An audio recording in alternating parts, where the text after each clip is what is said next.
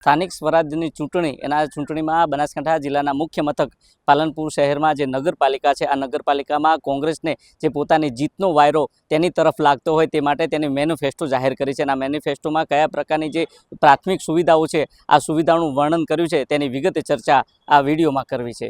વૈષ્ણવજન તો તેને કહીએ જે પીડ પરાઈ જાનાને રે.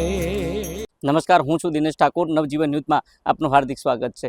વાત સ્થાનિક સ્વરાજની ચૂંટણીની છે. બનાસકાંઠા જિલ્લાના મુખ્ય મથક પાલનપુરમાં જે નગરપાલિકા છે, આ નગરપાલિકામાં 11 વોર્ડનો સમાવેશ થયો છે. અને આ 11 વોર્ડમાં ભાજપ અને કોંગ્રેસના નેતાઓએ ઉમેદવારી નોંધાવી છે. અને ઉમેદવારી નોંધાવ્યા બાદ જે મામલો છે, આ મામલો ગરમાયો છે. અને આખરે આ વખતે જે કોંગ્રેસ છે, આ કોંગ્રેસને પોતાની જીત તરફનો વાયરો લાગતું હોવાને કારણે જે જિલ્લા પ્રમુખ ગુલાબસિંહ રાજપૂત છે, આ ગુલાબસિંહનો દાવો છે અને તેમને મેનિફેસ્ટો જાહેર કર્યો છે. જો કે જે મેનિફેસ્ટો જાહેર કર્યો છે તેમાં કયા પ્રકારના વચનો તેમને કહ્યા છે તે પણ તમે સાંભળો.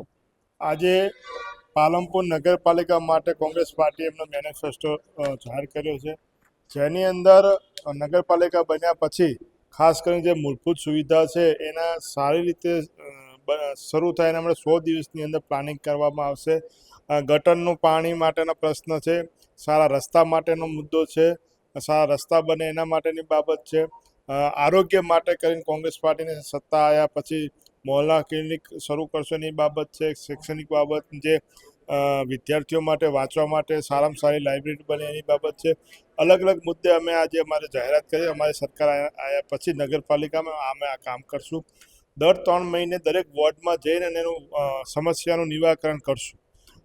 11 વોર્ડમાં મોહલ્લા ક્લિનિક કરશું. ટ્રાફિક માટે સુવિધા માટે અલગ પાર્કિંગ સ્લોટ બનાવશું, જ્યાં વેપારીઓ પોતાના સાધનો પાર્ક કરી શકે, જેનો કોઈ હેરાનગતિ ના થાય અને રસ્તાઓમાં ટ્રાફિક ના સર્જાય એના માટેની સુવિધા કરશું. આ અલગ અલગ મુદ્દે આજે અમે જાહેરાત કરી છે અને અમારી નગરપાલિકા બન્યા પછી અમે અમલમાં લાવશું. શું કહે છે? વડગામમાં હર્ષ સંઘવીએ કોંગ્રેસે અનુશાસન કર્યું છે, વર્ષો સુધી મહિલાઓને પાણી માટે તકલીફ પડી છે. હર્ષ સંઘવીએ નિવેદન આપ્યું છે. હવે 30 વર્ષથી તો ભાજપની સરકાર છે. જ્યારે કોંગ્રેસની સરકાર હતી ત્યારે કોઈ પાણીની તકલીફ હતી નહીં.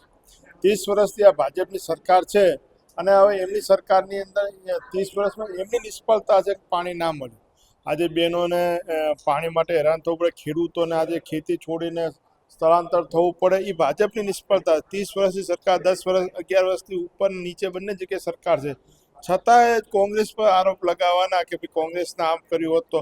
30 વર્ષમાં તમારે કરવાનું તો અમારે ક્યાં? તમે તો વિરોધ પક્ષમાં છે, તમે સત્તા પક્ષમાં છો, તો તમારે આ કામ કરવાના છે. તમે જો તે પ્રકારે જિલ્લા પ્રમુખ ગુલાબસિંહ રાજપૂતનું કહેવું છે, જે પ્રકારે સ્થાનિક સ્વરાજની ચૂંટણી છે, આ ચૂંટણીમાં જે નગરપાલિકા છે, આ નગરપાલિકામાં અગાઉ જે ભારતીય જનતા પાર્ટીનું જે શાસન છે, આ શાસનમાં લોકો ત્રસ્ત થયા છે. લોકોને પ્રાથમિક સુવિધાઓ નથી મળી. લોકો વેરા ચૂકવતા હોવા છતાં પ્રાથમિક સુવિધાઓ ન મળતી હોવાના કારણે ક્યાંક ને ક્યાંક જે કોંગ્રેસ છે, આ કોંગ્રેસને પોતાની તરફ જીત નો વાયરો વાગતો હોય તેવું લાગી રહ્યું હતું. તેને લઈને કોંગ્રેસે મેનિફેસ્ટો જાહેર કર્યો છે. જોઈએ આવનાર સમયમાં આ જે નગરપાલિકાની ચૂંટણી છે, આ ચૂંટણીમાં કેવા પ્રકારની જે આ ચૂંટણીની જંગ છે, આ જંગમાં કેવા પ્રકારની જીત અને હાર થાય છે તે તો આવનારો સમય બતાવશે. દિનેશ ઠાકોર, નવજીવન ન્યૂઝ, બનાસકાંઠા.